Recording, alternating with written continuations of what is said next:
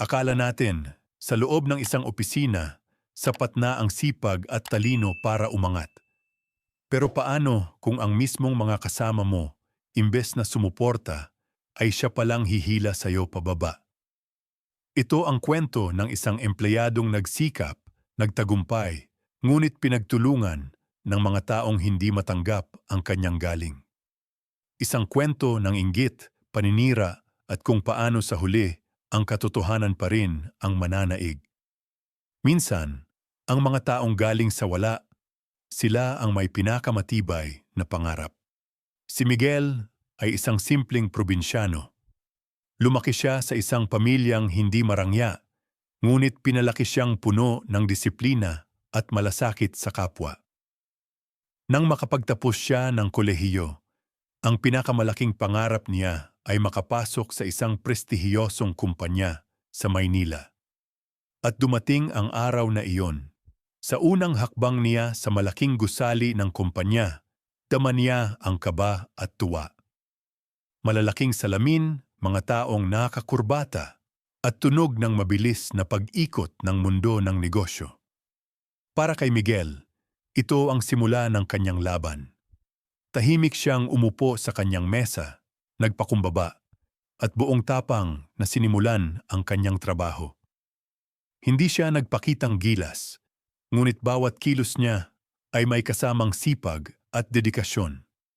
Sa loob ng ilang linggo, kapansin-pansin na agad ang kanyang husay. Ang mga ulat na ginagawa niya ay laging malinis, maayos at walang sablay. Ngunit ang hindi alam ni Miguel, ang kanyang pagsikat ay magiging mitsa rin ng isang apoy na matagal nang nakatago sa puso ng ilan niyang kasamahan. Kapag may isang umangat, may isang natatabunan, at sa puso ng taong naiwan, doon nagsisimula ang inggit. Sa bawat araw na lumilipas, mas lalo pang pinahanga ni Miguel ang kanyang mga kasamahan. Tahimik siyang nagtatrabaho, bihira magsalita, pero laging may resulta. Kapag may problema, siya ang unang magboluntaryo. Kapag may kailangang tapusin, siya ang laging maaasahan. Ngunit sa kabilang panig ng opisina, may mga matang hindi masaya sa kanyang pag-angat.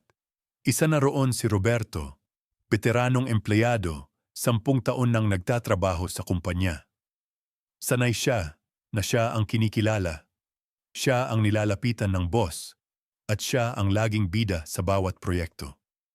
Ngayon, tila nagbago ang ihip ng hangin. Sa bawat papuri na natatanggap ni Miguel, pakiramdam ni Roberto ay may bahagi sa kanya ang unti-unting nawawala. Tahimik siyang nakatingin habang pinupuri si Miguel ng kanilang team leader. Sa ngiti ni Roberto, may nakatagong pait, isang ngiting pilit na nagtatago ng unti-unting namumuong inggit. Pag-uwi niya ng gabing iyon, hindi niya maiwasang magtanong sa sarili, "Ako ang mas may karanasan. Bakit siya ang napapansin?" At mula sa tanong na iyon, nagsimulang umusbong ang isang damdaming hindi na madaling mapigilan. Ang paninira, bihirang nagsimula sa sigawan, madalas sa isang pabulong lang. Pagkalipas ng ilang linggo, nagsimulang maramdaman ni Miguel ang malamig na hangin sa opisina. Ang mga dati niyang kasamahan na laging nakangiti, ngayon ay tila nagbago. May mga pag-uusap na biglang tumitigil kapag siya'y dumarating. May mga titig na tila nagtatago ng lihim. Si Roberto, ang pinagmulan ng lahat, ay tahimik ngunit mapanlinlang. Sa pantry, habang nagkakape, nagbitiw siya ng mga salitang tila inosente, ngunit may lason. Si Miguel, ang sipag niya no? Pero minsan, parang sobra. Parang gusto niya talagang agawin lahat ng proyekto. Ang mga katrabaho ay nagtawanan, ngunit sa likod ng tawa ay may butil ng pagdududa na sinadyang itanim. At sa bawat araw, lumalago ang mga bulong, mga kwentong walang katotohanan, ngunit paulit-ulit na inuukit sa isipan ng lahat. Habang abala si Miguel sa kanyang trabaho, hindi niya alam na unti-unti na siyang binabalot ng mga aninong hindi niya nilikha. At sa katahimikan ng opisina, Isang bagay ang malinaw, ang inggit ay nagsisimula ng maging sandata. Minsan, hindi mo kailangang gumawa ng kasalanan para husgahan ka ng iba. Minsan, sapat na ang maging mas magaling. Habang lumilipas ang mga araw, unti-unti nang nararamdaman ni Miguel ang pagbabago. Ang mga kasamahan niyang dati bumabati tuwing umaga, ngayon ay tila nagmamadali. Ang mga ngiting dati niyang nakasanayan, ngayon ay naging malamig at ang dating tawanan sa opisina napalitan ng mga bulungan sa likod niya. Kapag siya ay nagtatanghal ng ulat sa meeting, ramdam niya ang mga matang nakamasid, hindi dahil humahanga, kundi naghihintay na magkamali siya. Sa bawat salita niya, may mga pilit na buntong hininga, may mga pilit na pag-ikot ng mata, at may mga ngiting walang kasamang respeto. Isang araw, habang pauwi, nadaanan niya si Roberto at dalawa pang kasamahan na nag-uusap. Tahimik silang tumigil nang makita siya, ngunit bago siya tuluyang makalampas, narinig niya ang isang pabulong. Kaya pala mabilis umangat, marunong daw magpa-impress sa boss. Tumigil si Miguel sandali. Hindi siya lumingon, ngunit ramdam niya ang bigat ng mga salitang iyon. Mga salitang mas mabigat pa kaysa anumang trabaho. Pagdating sa bahay, napatingin siya sa salamin. Tahimik niyang naitanong sa sarili, kailan pa naging mali ang maging masipag? Sa gabing iyon, unang beses niyang naramdaman na sa mundo ng trabaho, hindi lahat ng tagumpay ay tinatanggap ng bukas na palad. Ang tunay na panganib ay hindi nasa harap mo, kundi sa mga ngiting nakatagilid sa likod mo. Dumating ang mga araw na tila hindi nakapanatag si Miguel sa trabaho. May mga dokumentong biglang nawawala sa kanyang mesa. May mga email na hindi niya natatanggap kahit siya mismo ang nakatalaga sa proyekto. At kapag may pagkakamali sa report, lagi siyang itinuturo kahit malinaw na hindi siya ang dahilan. Sa una, inisip niyang baka simpleng aberya lang. Ngunit nang mangyari ito ng paulit-ulit, nagsimula na siyang magduda. Minsan, habang sinusuri niya ang kanyang mga file, napansin niyang may mga detalye sa report na binago, mga numerong mali, mga graph na iba sa kanyang ginawa. Nang tanungin niya si Roberto, ito'y ngumiti lamang. Baka ikaw lang ang nakalimot, Miguel. Alam mo naman, sobrang dami mong ginagawa. Ngunit sa ngiting iyon, ramdam ni Miguel ang lamig ng panlilinlang. Tahimik niyang tinanggap ang lahat, ngunit sa loob niya, may kumukulong sakit. Isang pakiramdam na tila unti-unting tinatanggalan siya ng halaga. Sa mga susunod na linggo, lalong naging madilim ang kanyang mundo. Ang mga kasamahan, dati niyang kakampi, ngayon ay tila mga aninong lumalayo kapag siya'y dumarating. At si Roberto, mas lalong nagiging maingat sa bawat galaw, bawat salita, dahil ang kanyang plano ay nagsisimula ng magbunga. Ngunit hindi alam ni Roberto, ang bawat kasinungalingan ay may araw ding babalik sa kanya. Minsan, ang pinakamagandang pagkakataon, siya ring magiging dahilan ng iyong pagbagsak. Isang umaga, tinawag si Miguel ng kanilang boss sa opisina. Tahimik siyang pumasok, may kaba ngunit may ngiti sa labi. Miguel, sabi ng boss, ikaw ang itatalaga ko bilang project lead para sa bagong kliyente. Malaki ito at kailangan ng taong maaasahan. Sa sandaling iyon, tila nabura ang lahat ng pagdududa ni Miguel. Pakiramdam niya, bumalik na muli ang tiwala ng kumpanya. Ngunit sa labas ng pintuan, may mga matang nakamasid, mga matang puno ng galit at inggit. Si Roberto at ang kanyang grupo tahimik ngunit may halong ngisi. Pagbalik ni Miguel sa mesa, maririnig ang mga pabulong. Siya na naman. Hindi pa ba sila nagsasawa sa kanya? Siguro marunong siyang magpa-good shot sa boss. Ngunit hindi pinansin ni Miguel. Tinuon niya ang isip sa trabaho. Gabi-gabi siyang nag-OT, binubuo ang plano, kinakausap ang mga supplier, at ginagawa ang lahat para maging maayos ang proyekto. Ngunit sa likod ng kanyang dedikasyon, may mga taong lihim na naglalagay ng bitag, mga maling impormasyon, mga tinanggal na file, at mga meeting na sinadyang hindi siya maimbitahan. At habang mas lalong lumalapit ang deadline, mas lumalalim din ang patibong na inihahanda sa kanya. Hindi niya alam, ang proyektong inaasahan niyang magpapatunay ng kanyang galing ay siyang magiging mitsa ng pinakamalaking pagsubok sa kanyang buhay. Isang pagkakamali lang daw ang kailangan para burahin ang lahat ng iyong pinaghirapan. Dumating ang araw ng presentasyon. Lahat ay handa, mga dokumento, proposal at digital files. Si Miguel, bagaman pagod, ay puno ng pag-asa. Ito na sana ang araw na magpapatunay na tama ang tiwala ng boss sa kanya. Ngunit sa mismong oras ng pagpupulong, biglang may nangyari. Habang ipinapakita ni Miguel ang kanyang presentation, lumitaw sa screen ang mga numerong mali, mga chart na wala sa ayos, at ilang detalye na tila sinadyang baguhin. Ang mga kliyente ay nagkatinginan, ang boss ay natahimik, at ang buong silid ay napuno ng tensyon. "Miguel," malamig na sabi ng boss, "paano ito nangyari?" Hindi agad nakasagot si Miguel. Hinanap niya sa kanyang laptop ang orihinal na file. Pero wala na ito. Nawala. Burado. Parang sinadya.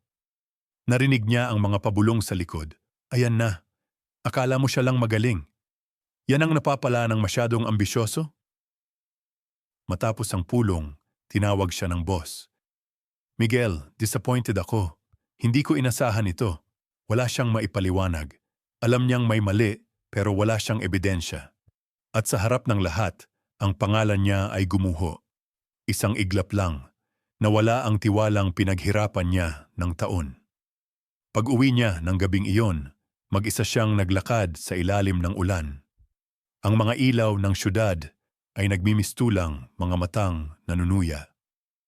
Tahimik siyang umupo sa bus stop, nakatingin sa mga kamay niyang nanginginig. "Ginawa ko naman ang lahat. Pero bakit ganito ang kapalit?" At sa gabing iyon, unang beses niyang naramdaman ang bigat ng pagiging mabuti sa mundong hindi laging patas. Hindi mo kailangang mawalan ng trabaho para maramdaman ang pagkawala.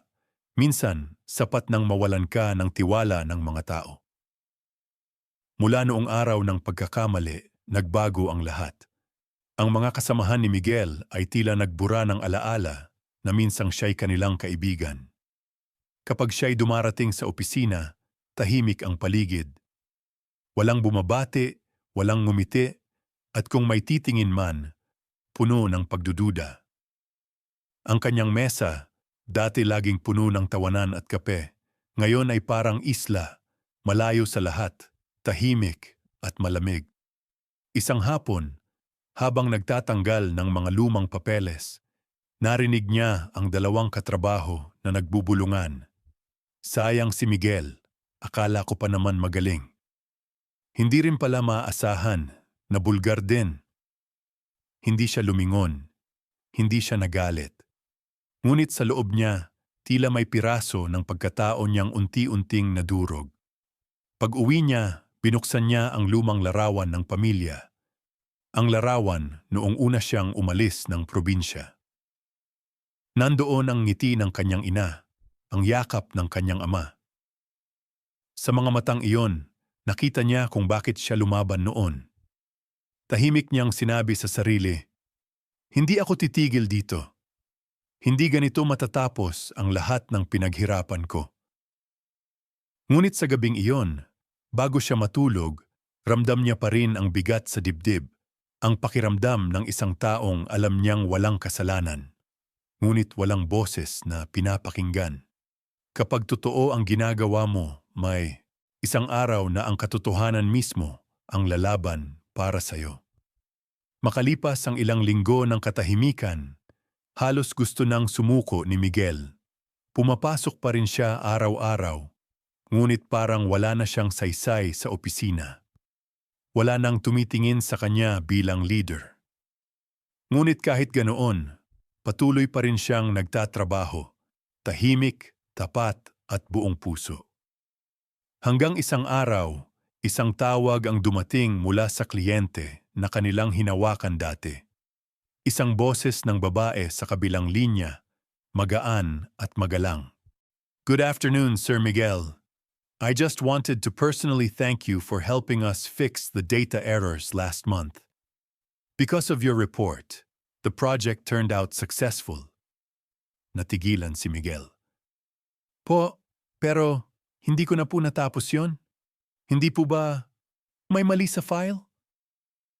Actually, we checked. The version you sent earlier was the correct one. Someone must have changed it after your submission. But I know it was your effort that saved the project. Sa sandaling iyon, para bang bumalik ang tibok ng puso ni Miguel. May liwanag sa dulo ng mahabang dilim. Nagpasalamat siya, ngunit nang ibaba niya ang telepono, napaluha siya. Hindi dahil sa tuwa lang, kundi dahil sa pag-asa. Sa kauna-unahang pagkakataon matapos ang mga linggo ng katahimikan, ngumiti siya ng totoo. Alam niyang hindi siya nagkamali. At kahit iilan lang ang naniniwala sa kanya ngayon, sapat na iyon para magsimula siyang muli. Sa labas ng bintana ng opisina, unti-unting lumabas ang sinag ng araw. At sa mga mata ni Miguel, muling sumikat ang pag-asa. Walang kasinungalingang kayang tumagal kapag katotohanan na ang nagsimulang magsalita. Kinabukasan, matapos ang tawag ng kliyente, napagpasyahan ni Miguel na manahimik. Hindi niya agad sinabi ang nalaman, pero sa loob niya, may apoy ng nag-aalab, ang apoy ng pag-asa. Sa parehong araw, tinawag ng boss ang lahat ng team para sa isang maikling pagpupulong. Tahimik ang silid. Ang boss, seryoso ang mukha, may hawak na folder ng mga dokumento. May natanggap akong feedback mula sa kliyente, aniya. At tila may mga bagay na kailangang linawin tungkol sa huling proyekto. Naroon si Roberto, tahimik ngunit halatang kinakabahan. Habang isa-isang binabanggit ng boss ang mga detalye, nagsimulang lumabas ang mga hindi tugmang impormasyon, mga file na may magkakaibang timestamp, mga email na may burado at binagong attachments. "Strange," sabi ng boss. "Bakit iba ang version na pinasa kay Miguel sa version na napunta sa final submission folder?" Nagsimula na ang investigasyon. Hiningi ng IT department ang mga log records, ang mga backup files, at pati ang mga access timestamp. Habang sinusuri ang lahat, dahan-dahang lumilitaw ang pattern, isang user na paulit-ulit na nagbubura at nag-e-edit ng mga file pagkatapos ni Miguel. At ang username na iyon, pamilyar. Napatingin ang boss kay Roberto, hindi nagsalita, ngunit sapat na ang titig na iyon para magpabagsak ng tibok ng puso niya. Samantala, si Miguel ay tahimik lang. Hindi siya nagtatanong, hindi siya nagrereklamo. Ngunit sa loob niya, nararamdaman niyang unti-unti nang gumagalaw ang katotohanan. At sa unang pagkakataon, hindi dahil sa inggit, hindi dahil sa chismis, kundi dahil sa ebidensya. Ang katotohanan, kahit gaano katagal mong itago, laging marunong ng daan pabalik sa liwanag. Lumipas ang ilang araw ng pagsusuri, at sa wakas, dumating ang resulta mula sa IT department. Isang tahimik na umaga, tinawag ng boss ang buong team para sa isang emergency meeting. Walang nakakaalam kung ano ang mangyayari, pero sa hangin, may tensyon na mahirap itago. Sa gitna ng conference room, may projector na nakabukas. Isa-isang ipinakita ng IT officer ang mga log records, oras, petsa, username. At doon, malinaw na lumitaw ang katotohanan. Ang mga file ni Miguel ay binuksan, binago, at binura ng account ni Roberto ilang oras bago ang final submission. Tahimik ang lahat. Walang kumilos. Walang nagsalita. Tanging ang tunog ng mga pag-scroll ng mouse at ang malamig na tinig ng IT officer ang maririnig. Sir, lahat po ng modification ay nangyari mula sa computer ni Mr. Roberto. Good afternoon, Sir Miguel. I just wanted to personally thank you for helping us fix the data errors last month. Because of your report, the project turned out successful. Natigilan si Miguel. Pero hindi ko na po natapos yon. Hindi po ba may mali sa file? Actually, we checked. The version you sent earlier was the correct one. Someone must have changed it after your submission. But I know it was your effort that saved the project. Sa sandaling iyon, para bang bumalik ang tibok ng puso ni Miguel. May liwanag sa dulo ng mahabang dilim. Nagpasalamat siya, ngunit nang ibaba niya ang telepono, napaluha siya. Hindi dahil sa tuwa lang, kundi dahil sa pag-asa. Sa kauna-unahang pagkakataon matapos ang mga linggo ng katahimikan, ngumiti siya ng totoo. Alam niyang hindi siya nagkamali. At kahit iilan lang ang naniniwala sa kanya ngayon, sapat na iyon para magsimula siyang muli. Sa labas ng bintana ng opisina, unti-unting lumabas ang sinag ng araw. At sa mga mata ni Miguel, muling sumikat ang pag-asa. Walang kasinungalingang kayang tumagal kapag katotohanan na ang nagsimulang magsalita. Kinabukasan, matapos ang tawag ng kliyente, napagpasyahan ni Miguel na manahimik. Hindi niya agad sinabi ang nalaman, pero sa loob niya, may apoy ng nag-aalab, ang apoy ng pag-asa. Sa parehong araw, tinawag ng boss ang lahat ng team para sa isang maikling pagpupulong. Tahimik ang silid. Ang boss, seryoso ang mukha, may hawak na folder ng mga dokumento. May natanggap akong feedback mula sa kliyente, aniya. At tila may mga bagay na kailangang linawin tungkol sa huling proyekto. Naroon si Roberto, tahimik ngunit halatang kinakabahan. Habang isa-isang binabanggit ng boss ang mga detalye, nagsimulang lumabas ang mga hindi tugmang impormasyon, mga file na may magkakaibang timestamp, mga email na may burado at binagong attachments. Strange, sabi ng boss. Bakit iba ang version na pinasa kay Miguel sa version na napunta sa final submission folder? Nagsimula na ang investigasyon. Hiningi ng IT department ang mga log records, ang mga backup files, at pati ang mga access timestamp. Habang sinusuri ang lahat, dahan-dahang lumilitaw ang pattern, isang user na paulit-ulit na nagbubura at nag-e-edit ng mga file pagkatapos ni Miguel. At ang username na iyon, pamilyar. Napatingin ang boss kay Roberto, hindi nagsalita, ngunit sapat na ang titig na iyon para magpabagsak ng tibok ng puso niya. Samantala, si Miguel ay tahimik lang. Hindi siya nagtatanong, hindi siya nagrereklamo. Ngunit sa loob niya, nararamdaman niyang unti-unti nang gumagalaw ang katotohanan. At sa unang pagkakataon, hindi dahil sa inggit, hindi dahil sa chismis, kundi dahil sa ebidensya. Ang katotohanan, kahit gaano katagal mong itago, laging marunong ng daan pabalik sa liwanag. Lumipas ang ilang araw ng pagsusuri, at sa wakas, dumating ang resulta mula sa IT department.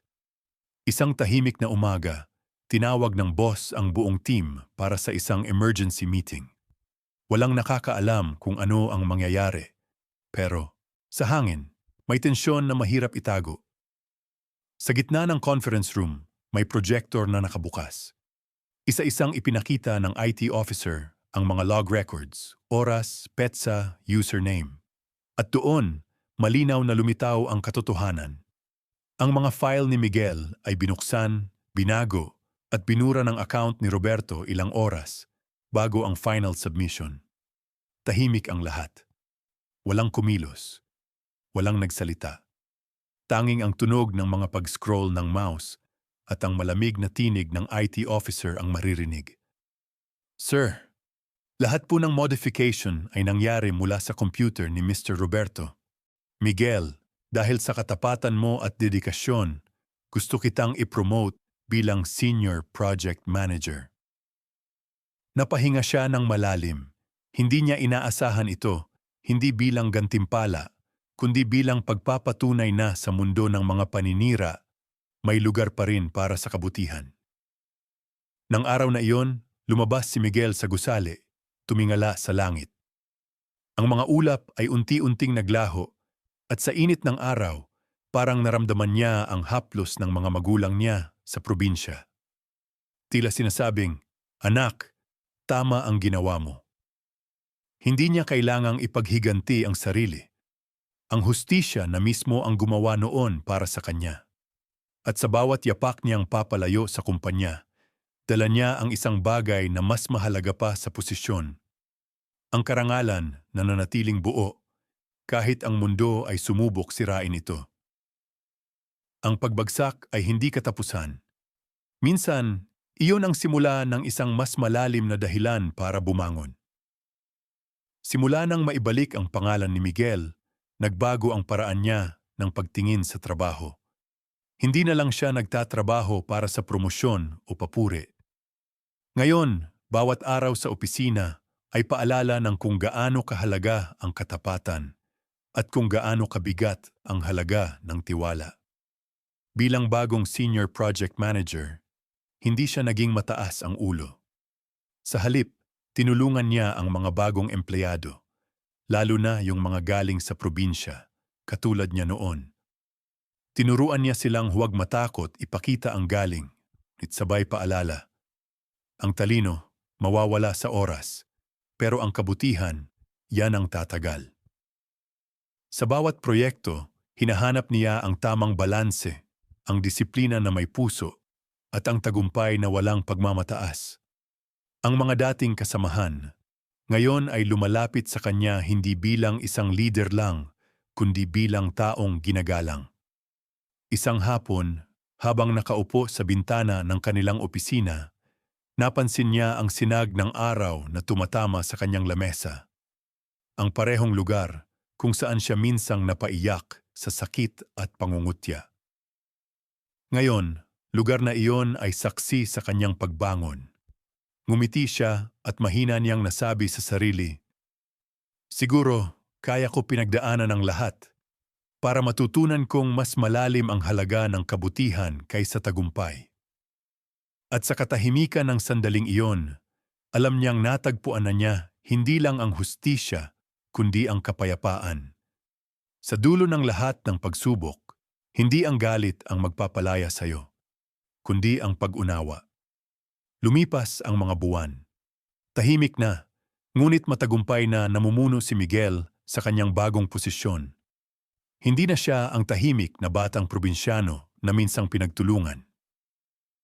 Ngayon, isa na siyang haligi ng katapatan, isang paalala na sa mundo ng kompetisyon, may puwang pa rin para sa kabutihan. Minsan, habang naglalakad siya sa pasilyo ng opisina, napansin niyang may bagong empleyado. Kabado, nanginginig habang nagre-report. Lumapit siya, ngumiti at mahinahong sinabi, "Huwag kang matakot magkamali. Mas mahalaga ang maging totoo." Ang mga simpleng salitang iyon ay parang salamin ng lahat ng pinagdaanan niya. Ang sakit, ang pagdududa at ang inggit ng iba, lahat ay naging aral. Hindi upang ipaghiganti, kundi upang ipasa sa iba ang kabutihang napatunayan niyang totoo. At kung minsan, kapag naiisip niya ang nakaraan, ngumiti siya hindi dahil sa tagumpay, kundi dahil alam niyang nanatili siyang tapat sa sarili.